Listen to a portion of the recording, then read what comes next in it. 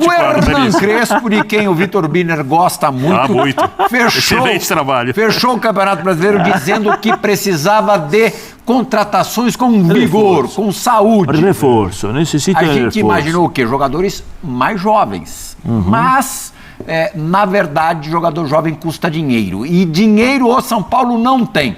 Portanto, houve a necessidade de mudar levemente o perfil dessas contratações. Depois de Danielzinho, bota na tela, Vini. O São Paulo busca um outro jogador do Mirassol, também com a mesma idade, 31 anos, lateral direito, Lucas Ramon.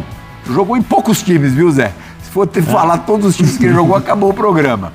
Mas fez uma temporada realmente importante no Mirassol, onde disputou 44 jogos, 42 deles como titular, fez 4 gols e deu 5 assistências. O Mailton, jogador que o São Paulo contratou há 4 meses, já foi emprestado por Juventude. E entre nós, tudo bem que 4 meses é bastante... É um tempo bastante curto pra gente fazer uma avaliação. E o Rigoni, que o Crespo mandou trazer e colocou em todo o jogo. Para. Estamos falando de outra coisa. Deixa de cornetar, Birner. Tá bom. Você vê o Lucas Ramon como uma boa contratação, Zé? Eu acho que pelas dificuldades que o São Paulo passou nesse ano aqui, improvisando lá o Ferrarese e tantos outros jogadores ali, eu acho que ele fez um ótimo campeonato pelo Mirassol. Só que assim, vale lembrar, o Mirassol jogou só o Campeonato Brasileiro. Isso. Né? Agora São Paulo vai jogar mais partidas, não estou dizendo nada. Né? Não tô, pelo amor de Deus, estou desejando mal para o jogador ou que se ele lesione, não é isso. É que existe um desgaste diferente e outra, é uma pressão diferente.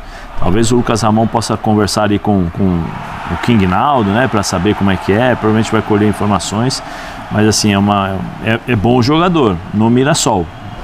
Danielzinho também é ótimo jogador no Mirassol. Eu espero e torço para que eles repitam no São Paulo o que eles fizeram no Mirassol, que aí o São Paulo com certeza terá 2 ótimos jogadores. O Danielzinho, eu sou fã. O Danielzinho era sensacional no Mirassol, o que ele fez. Nos 2 casos, vou deixar a última questão pro Birner, agora vou passar a bola pro Zinho. Nos 2 casos, Zinho, tanto o Danielzinho quanto o Lucas Ramon, você acha que o São Paulino, o torcedor, deve tratar com uma certa desconfiança o fato deles, nessa idade, ainda não ter uma experiência de verdade num clube maior? Eu acho que assim, o torcedor do São Paulo está desconfiado com a situação financeira do clube. Os jogadores, assim, fica até difícil, né? O torcedor vai cobrar desses jogadores porque a diretoria, que não tinha condição financeira de buscar outro tipo de atleta, vai naquilo que financeiramente é possível, e até pela grandeza do São Paulo, os jogadores saem do Mirassol. Outra situação é o seguinte: o Mirassol vai desmontar o time todo. O Mirassol classificou para Libertadores, fez uma campanha histórica, uma coisa linda, maravilhosa, manteve o treinador, mas vai desfazer do time todo. Gabriel Tacante já foi embora, já Danielzinho já saiu, vai sair todo mundo. E aí, vai disputar agora vários outros campeonatos. Vou voltar para o São Paulo.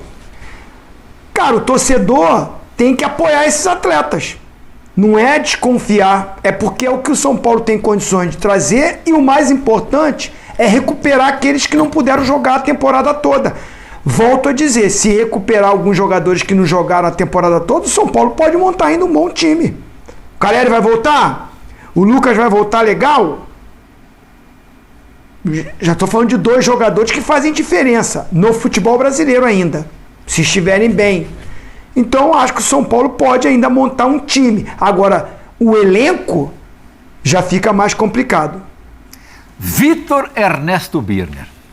Em 2004, o São Paulo contratou vários jogadores de um time que fez uma campanha surpreendente em 2003. Volta, Juvenal. Que time era esse? Goiás. O São Paulo trouxe vários jogadores daquele Goiás, que foi um dos melhores times do segundo turno, comandado pelo Cuca. Mas o Cuca veio também, né? Tendo escapado do rebaixamento, porque estava lá embaixo, já fadado à Série B do Campeonato Brasileiro.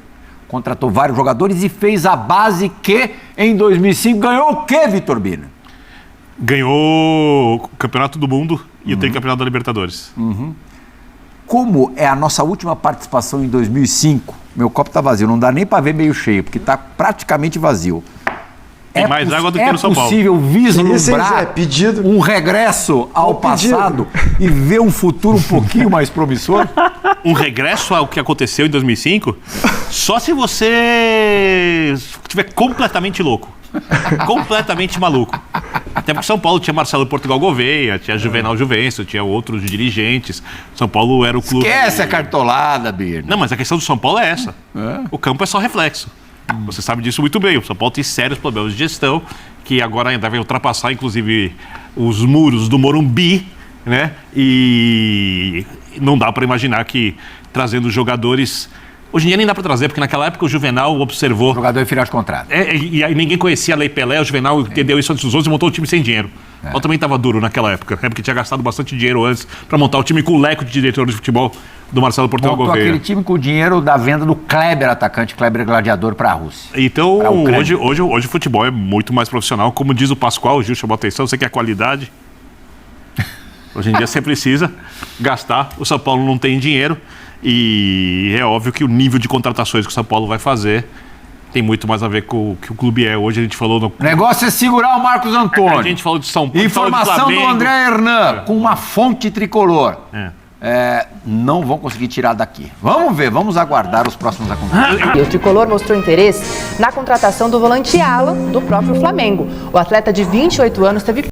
Se sai do próprio salário do Abel, pagar os outros membros da comissão técnica, do Felipe Luiz também, sim ou não. Então, existe uma composição em cima disso tudo, né? Perfeito. Mas o Abel parece que ainda vai continuar ganhando um pouquinho mais. Sim. Tá certo. Mesmo com problemas financeiros, o São Paulo tá de olho no mercado em busca das oportunidades ali. O tricolor mostrou interesse na contratação do volante Alan, do próprio Flamengo. O atleta de 28 anos teve pouca chance sob o comando do Felipe Luiz. E agora, com essa renovação do técnico rubro-negro, a tendência é uma troca de ares em busca de mais minutos em campo. Ainda não tem uma negociação em andamento, é verdade, mas as conversas devem ser iniciadas ali após essa virada do ano. Seria uma boa para o São Paulo? Para o Hernan Crespo, que sofreu tanto com lesão aí esse ano?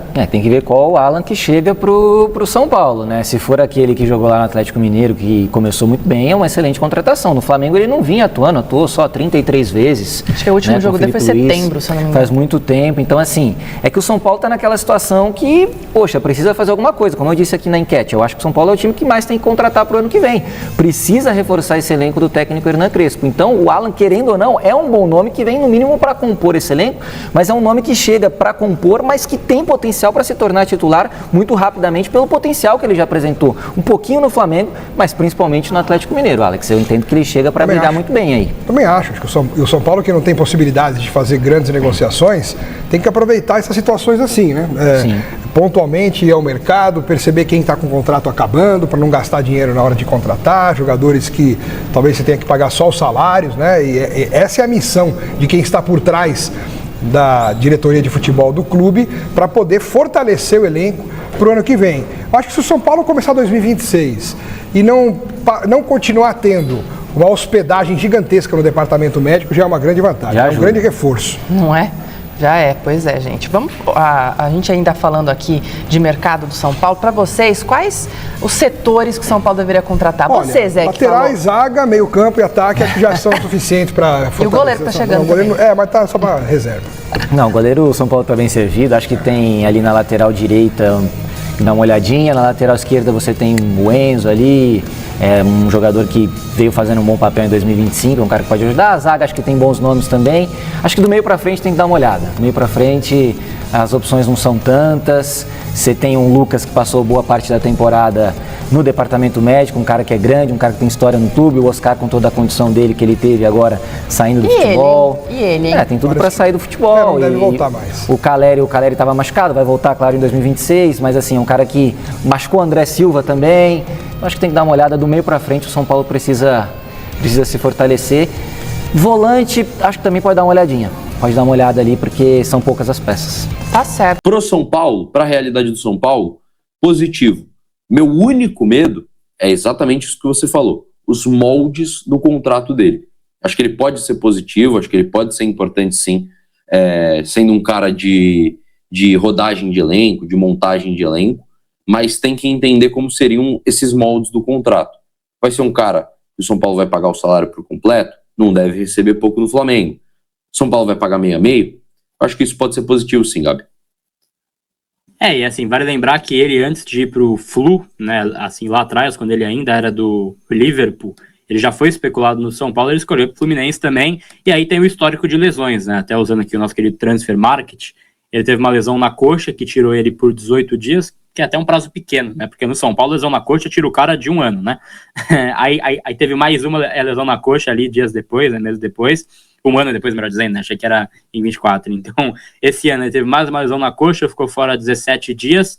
Aí teve uma fascite plantar, ficou fora 6 dias. E teve mais uma fascite plantar e segue de fora, né? Aí mais de 2 meses fora, então, o Alan. Então, é algo pra gente observar aí também, essa questão, cara, das lesões do Alan, né? Porque a gente não precisa de mais uma contratação pro DM, né? Só importante dizer isso, né? A gente já tá com o DM muito cheio para ter mais uma contratação para o departamento médico. Então vamos observando aí. Cara, até os prazos, né? Até ali mais cedo que o Alan era bichado e tal. Os prazos até, assim, ele ficou fora, cara, 18 dias, 20 dias, 6 dias e agora 2 meses. A gente tem que ver nessa, cara, essa fascite plantar que já é a segunda vez que ele tem. Aí caso ele seja contratado tem que ser avaliado, não que os caras avaliem, nem os que estão aqui, né? Mas o Alan, então, a possibilidade de contratação do São Paulo. E aí entra o tema principal dessa live, que é o tema mais incogitável, né, deste tema aqui, desta live, que é o Marcos Antônio, que a gente tanto comentava aqui da possibilidade. O Flamengo, de acordo ali com o paparazzo rubro-negro, dando os créditos aí também, avalia uma proposta pelo Marcos Antônio, né? Pensa, então, em enviar uma proposta pelo Marcos Antônio, meia que joga no São Paulo. E aí, cara, muitos boatos vieram, muita informação desencontrada, e aí eu fui atrás, até saiu há pouco no UOL a informação para vocês, porque assim, teve um papo de que o Flamengo teria que conversar com a Lazio para poder, assim, quem sabe, comprar ele diretamente, né?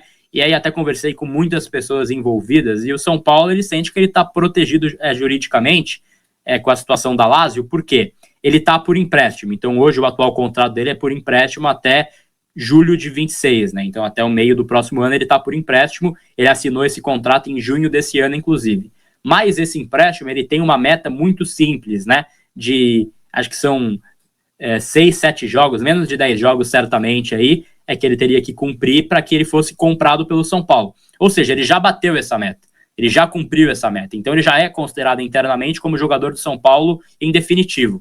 Esse contrato tinha uma previsão, né, de pagamento de 4,2 milhões de euros em 3 parcelas, né? E aí uma você paga em 26, uma em 27, que é a última em 28, né? Então já está isso em contrato, ele já cumpriu a meta, então em tese ele é jogador do São Paulo, ele só vai assinar o novo vínculo assim que acabar o vínculo atual de empréstimo, e isso tem cláusula, né? Ele está protegido por contrato. Então isso o São Paulo entende que não tem nenhum risco. Aí a gente vai lembrar do caso Caio Paulista, né? A gente fala, mas o Caio Paulista tinha cláusula também e teve o chapéu. E aí eu quero lembrar que no caso Caio Paulista, não tinha parcelamento pré-definido nesse contrato de empréstimo. Então, na época que foi feita a contratação do Caio Paulista, eles não esperavam, talvez, que ele fosse render, né? Que ele fosse ser comprado. E aí tinha lá uma cláusula de venda com pagamento à vista. Aí o São Paulo, né, de forma até ingênua na época, ele tentou negociar por fora com o Flu um parcelamento para ele ficar. E aí isso ficou no acordo verbal. Veio o Palmeiras com uma grana à vista e assim, levou o cara, deu chapéu no São Paulo. Esse do Marcos Antônio tem essa pequena diferença, né? Que ele está protegido em contrato, tem esse parcelamento em contrato. Então não é que está à vista no contrato, aí chega em junho, o São Paulo não consegue pagar, aí vem o Flamengo, paga e leva. Isso não tem nesse contrato. Muitas pessoas já me afirmaram, confirmaram, até na época, em junho, até eu brinquei, falei, não vai dar uma de Caio Paulista. Falaram, não, ele tá protegido porque é um jogador muito importante pra gente. A gente, quando fez esse contrato novo, ele é um jogador que já tem no contrato parcelamento. Então isso dá uma tranquilizada no sentido de não tem possibilidade dele ser algo atravessado, né? De ser algo assim que você fala, vai lá o Flamengo na Lazio, bate, paga o valor, tchau. Ele é do Flamengo, já não é mais do São Paulo. Isso não. Agora, pode ocorrer uma oferta diretamente para o São Paulo. Pode ser que o Flamengo chegue e fale, eu quero pagar 10 milhões por ele. Aí o São Paulo vai ter que avaliar, porque vale a gente lembrar também que não nadamos em dinheiro, né? Por conta da incompetência de Casares e companhia, o São Paulo tem uma dívida muito grande. Então, parte financeira, cara, não dá para dizer nunca. Né? Se chega o Flamengo com, sei lá, 15 milhões de euros, eu acho que eles vendem. Então é algo para ficar de olho também. Nesse momento, não pretende negociar o Marcos Antônio, o São Paulo entende que ele é muito importante, mas nunca diga nunca, né? Eu só queria tranquilizar quanto à parte dessa cláusula, que ficou muito em aberto hoje mais cedo, que não tem possibilidade contratual de ter, então, esse contrato atravessado com a Lazio. Mas com o próprio São Paulo, aí pode vir oferta e aí vira mercado. É incogitável para mim, Felipão, aí entra, né, opinião mais do que informação. Eu acho incogitável pensar em tirar o Marcos Antônio do time. A gente só joga quando tem o Marcos Antônio, é um fato. Hoje o São Paulo, ele é, cara, Marcos Antônio dependente. Então, eu acho que tem que ser, assim, chance zero, que seja 15 milhões de euros, 20 milhões. Eu sei que a gente vai ter que vender, eu sei que é difícil e tal, é que a parte financeira é osso, tem que vender a molecada, mas eu não venderia de jeito nenhum o Marcos Antônio, porque aí sim, eu já tô preocupado com o ano que vem. Eu já tô preocupado com 45 pontos e ficar tranquilo. Se vender o Marcos Antônio, meu amigo, há 4 dias da pré-temporada, ano que vem, aí é foda, hein? Exato, e Gabi, eu tenho a opinião de que o São Paulo hoje tem 3 jogadores que são inegociáveis. O Lucas, porque quando está em forma é um dos top 5, top 10 do futebol brasileiro. O Rafael, que foi um dos principais jogadores da temporada. E o Marcos Antônio. O Marcos Antônio, nessa temporada, junto com o Rafael, com toda certeza, foi o jogador mais importante e melhor jogador do futebol do São Paulo, do São Paulo Futebol Clube. Para mim é um cara negociável. Não pode se desfazer do Marcos Antônio. Marcos Antônio talvez seja aquele fio de esperança, sabe, Gabi? Do cara de linha que consegue jogar, que tá indo bem, que mesmo com o São Paulo abaixo, tá desempenhando um bom futebol. Esse é o Marcos Antônio. Então, eu acho muito difícil, cara, sinceramente, o São Paulo almejar, nem que seja algo, cara, 45 pontos, G8, G7, G6, enfim. Cara, as metas do São Paulo para 2026 passam pelo Marcos Antônio. A posição dele, ele no time titular, o São Paulo depende dele. É um cara que não tem reserva, é um cara que precisa estar no time titular, precisa estar atuando, e quando atua vai bem. O jogo contra a LDU é muito, assim, muito claro, né? O São Paulo, cara, não conseguiu jogar contra a LDU porque não tinha o Marcos Antônio. Exatamente, era exatamente isso que eu ia chegar. O São Paulo sente demais a falta do Marcos Antônio.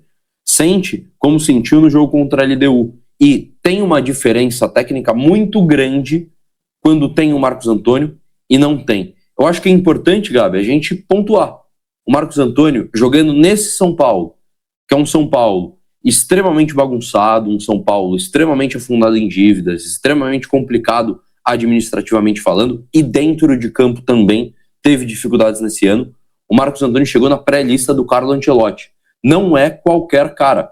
É um cara que sim, o São Paulo chama atenção, que ele por si só chama atenção, muda patamar de time. E é importante lembrar, o Paulo Nobre lembrou, o Flamengo, antes dele chegar, o Flamengo procurou o Marcos Antônio antes dele vir para o Brasil. Então, é um cara que tinha mercado, que tinha bons olhos do Flamengo, que é o time que mais contrata e melhor contrata no futebol brasileiro. Então, cara, é indispensável. São 3 caras inegociáveis. Impacto da venda vai além do valor imediato. Embora os 7 milhões de reais não representem uma quantia capaz de resolver todos os problemas financeiros do São Paulo, a diretoria trata a negociação como estratégica dentro do cenário atual. O clube vive um momento de ajuste fino nas contas, com foco em reduzir a folha salarial, enxugar o elenco e ganhar fôlego para operar no mercado de 2026 com mais responsabilidade. Internamente, a leitura é clara: negociar jogadores que não estão no centro do planejamento esportivo, mas que possuem mercado, é uma necessidade. A venda de Eric entra exatamente nesse contexto. O atacante não seria prioridade com a permanência de Hernan Crespo e, portanto, transformar um ativo encostado em dinheiro virou a melhor solução para todas as partes envolvidas. Além disso, a diretoria considera que o valor obtido foi positivo diante do cenário. A concorrência do Coritiba ajudou a inflacionar a negociação, e o Vitória precisou agir rápido para não perder o jogador. Esse fator foi determinante para que o São Paulo aceitasse a proposta final. Planejamento para 2026 ganha fôlego. Com a saída de Eric, o São Paulo abre espaço no elenco e também na folha salarial, algo visto como fundamental neste momento. O clube trabalha com a meta de montar um grupo mais curto, funcional e com jogadores que realmente se encaixem no modelo de jogo do treinador. A prioridade segue sendo reforçar setores específicos, mas sempre dentro de um perfil financeiro controlado. A diretoria entende que errar menos será mais importante do que acertar em nomes de impacto. Por isso, cada recurso que entra no caixa passa a ter peso significativo no planejamento. A venda também ajuda o tricolor a equilibrar compromissos de curto prazo, como parcelas de dívidas renegociadas e custos operacionais da próxima temporada. Nos bastidores, o entendimento é que pequenas decisões como essa, somadas, podem evitar problemas maiores mais à frente. Vitória aposta na continuidade como diferencial. Do lado do Vitória, a compra definitiva de Eric é vista como um passo importante dentro do projeto esportivo. A diretoria entende que a manutenção de uma base sólida pode ser determinante para a competitividade do clube em 2026, especialmente em um cenário de mercado inflacionado. A comissão técnica de Jair Ventura foi peça-chave para o desfecho do negócio. O treinador defendeu publicamente a permanência do atacante e viu no jogador características importantes para o estilo de jogo da equipe: intensidade, entrega tática e versatilidade no setor ofensivo. O Vitória avalia que, mesmo sem números espetaculares, Eric entregou regularidade e cumpriu funções estratégicas dentro de campo. A aposta é que, com mais estabilidade e confiança, o atacante possa evoluir ainda mais na próxima temporada. Negócio simboliza nova postura do São Paulo. A venda de Eric também simboliza uma mudança de postura do São Paulo no mercado. Diferente de anos anteriores, o clube tem evitado segurar jogadores apenas por contrato ou por expectativa de valorização futura incerta. A ordem agora é clara: quem não estiver nos planos, mas tiver mercado, será negociado. Esse movimento busca reduzir desgaste interno, evitar inchaço do elenco e, principalmente, preservar o equilíbrio financeiro em um momento delicado da instituição. Nos bastidores do Morumbi, dirigentes reconhecem que decisões como essa podem gerar críticas pontuais da torcida, mas reforçam que o foco é estrutural. O objetivo é reorganizar o clube para voltar a competir em alto nível de forma sustentável, sem repetir erros do passado. Caminho aberto para novos movimentos. Com a negociação encerrada, o São Paulo segue atento ao mercado da bola. A expectativa é de que outras movimentações semelhantes ocorram nas próximas semanas, tanto de saída quanto de chegada, sempre dentro do mesmo padrão: oportunidades, trocas, empréstimos e contratações sem custos elevados de transferência. A diretoria entende que o momento exige frieza e planejamento, mesmo sob pressão externa. Cada decisão passa por análise técnica, financeira e estratégica, com o objetivo de reconstruir o clube passo a passo. Assim, a venda de Eric não é apenas o fim de um ciclo individual, mas mais um capítulo de um processo maior de reorganização do São Paulo. Um movimento que reforça o caixa, ajusta o elenco e sinaliza que, para 2026, o tricolor pretende caminhar com menos improviso e mais controle, dentro e fora de campo.